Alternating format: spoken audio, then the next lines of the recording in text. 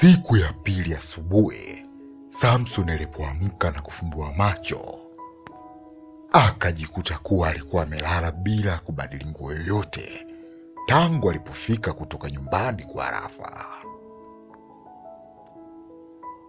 Samson akaamua kuvua kila kitu, alafu akavaa taulo na kubeba ndoo ya maji, akaelekea bafuni kuoga. Na alipotoka huko akavaa nguo zake, akatoka nje ambako alikutana na Tumaini akiwa anafagia uwanja. Hivyo alisalimiana na kisha akamuuliza, "Leo kazini hauendi?" Tumaini akamjibu, "Nakwenda, ila nimechelewa kuamka leo." Samson akasema, "Basi nipe fagio nikusaidie kufagia hapa, wewe nenda ukajiandae." Tumaini akamshukuru Samson na ndipo akamwachia fagio, alafu yeye akaelekea ndani kujiandaa. Baada ya dakika kadhaa, Chris akawa ametoka na funguo, akaanza kufungua mageti ya sehemu yao ya kazi huku akisalimiana na rafiki yake.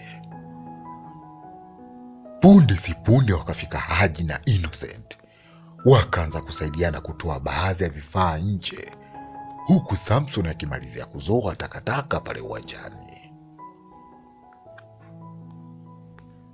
Tumaini alipotoka tena pale nje, akawa ameshajiandaa kwa ajili ya kuondoka kwenda ofisini kwake. Hivyo aliwasalimia Haji na Innocent, alafu aliwaaga na kuondoka kwenda kazini kwake. Muda huu Rafa akawa ndo anamalizia kujiandaa, akamwacha Michael chumbani akiwa anajiandaa. Yeye akatoka kwenda katika chumba cha wageni, ambako alipofika kule akashangaa kutomkuta Samson na pesa zimejaa kitandani. Hivyo ikabidi achungulie bafuni, lakini pia hakumuona Samson. Hapo ndipo Rafa alipobaki hoi na kuanza kuongea peke yake.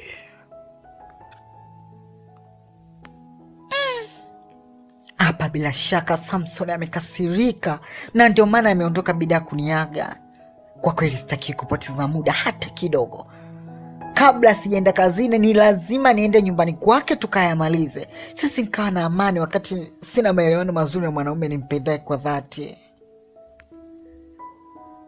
Kisha Rafa akachukua zile pesa, akazipanga na kuziweka vizuri kwenye mkoba wake. Alafu akatoka kule chumbani, na alipofika sebuleni akaona mfuko mweupe wenye vitu alivyomnunulia Samson siku ya jana ukiwa pale juu ya meza. Rafa akajishika kifuani na kuonekana kuzidi kujawa na hofu kwa kuhisi kuwa mpenzi wake Samson atakuwa amechukia kupita kiasi. Hivyo Rafa alirudi chumbani, akachukua funguo yake ya gari huku akimwaga Michael. "Uwe na siku njema baby." Michael akamjibu, "I love you." Alafu bila kujibu chochote akatoka chumbani na kwenda kuchukua ule mfuko mweupe juu ya meza, akaelekea nao parking, ambapo mlinzi wake alimsalimia kwa kusema, "Asubuhi madam." Rafa akaitikia, "Salama, vipi umemkaje? Alafu kwanza njoo." Bila kukawia mlinzi alimsogelea Rafa, alafu Rafa akamuuliza, "Eti yule mgeni niliokuja naye hapa jana usiku ameondoka alfajiri sana eh?" Mlinzi akamjibu, Madam, mbona Samson ameondoka hapa tangu jana usiku?" Alafu akashtuka na kuyatoa macho kwa mshangao, huku mlinzi akiendelea kwa kusema, "Ameondoka hapa mida kama ya saa 6 sijui ile au saa 7 hivi yani. Kwa kifupi, yani hakukaa muda mrefu sana tangu shemeji Michael alipoingia ndani. Nikashtukia Samson amefika pale getini akiwa amekasirika sana. Akaambia nifungulie geti. Kabidi nifungulie geti, akaondoka kwa miguu na sikujua ameelekea wapi. Alafu alijishika kidevu na kuonekana kuzidi kuchanganyikiwa. Kisha akafunga mlango wa gari huku akimwambia mlinzi wake, hebu nifunge geti haraka sana, fanya haraka. Mlinzi akaenda kufungua geti huku Arafa akawa kila anapojaribu kuwasha gari lake linajizima. Hapo ndipo alipojishika pembeni huku akizidi kuchanganyikiwa. Punde si punde Michael akatoka ndani, akamkuta Arafa akiwa anaendelea kujaribu kuwasha gari alafu linajizima.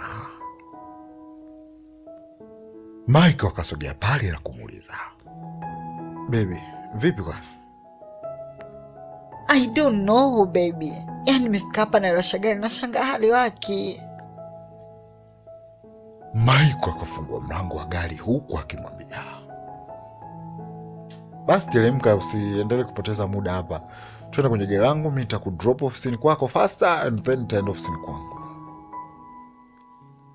Arafa akasema, tatizo nilitaka kupitia kule Sinza kwa kaka Samson, kuna mzigo wake inaenda kumpatia.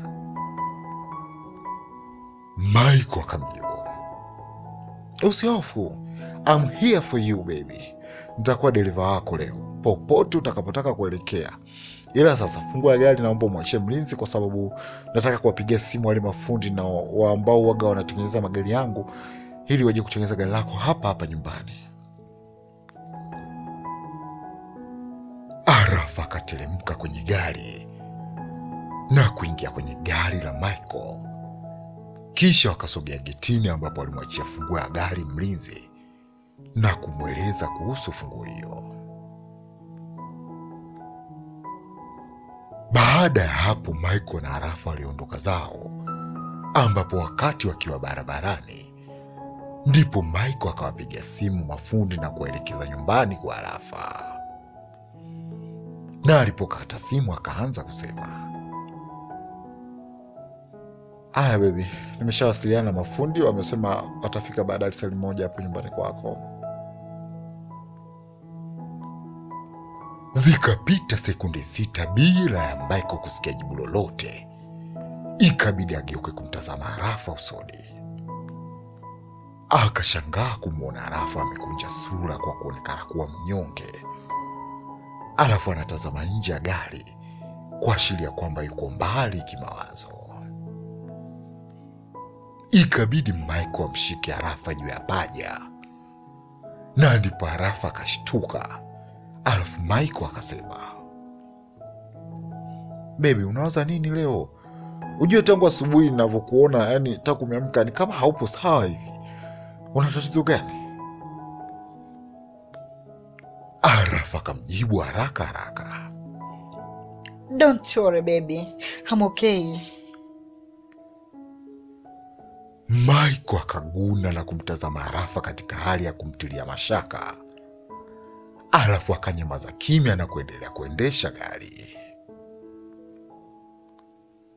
Baada ya nusu saa kupita, wakati Samson akiwa amekaa pembeni anafanya mahesabu ya gharama zinazohitajika kwenda kununua vyumba vingine, huku wenzake wakiendelea na kazi, mara Chris akasikika akisema, shemeji yetu huyo. Haji na Innocent wote wakageuka nyuma, ila Samson akaendelea kufanya mahesabu. Hapo ndipo Innocent alipomchukua Samson na kusema, we Samson, oya we Sam. Samson akajibu bila kugeuka, oya vipi wewe? Hivyo huoni kwamba nafanya mahesabu hapa? Haji akasema, we Samson wewe, shemeji yetu anakuja, ndio maana tunakushtua. Samson akageuka nyuma na kukuta kuwa mbele ya nyumba ya Bi Mwanaide limesimama gari la Michael. Hapo ndipo Samson alipogeuka kuwatazama rafiki zake, huku amekunja sura kwa hasira. Alafu akashusha pumzi na kubaki kimya, hali iliyowafanya Chrissy, Innocent na Haji wamshangae Samson. Hakimu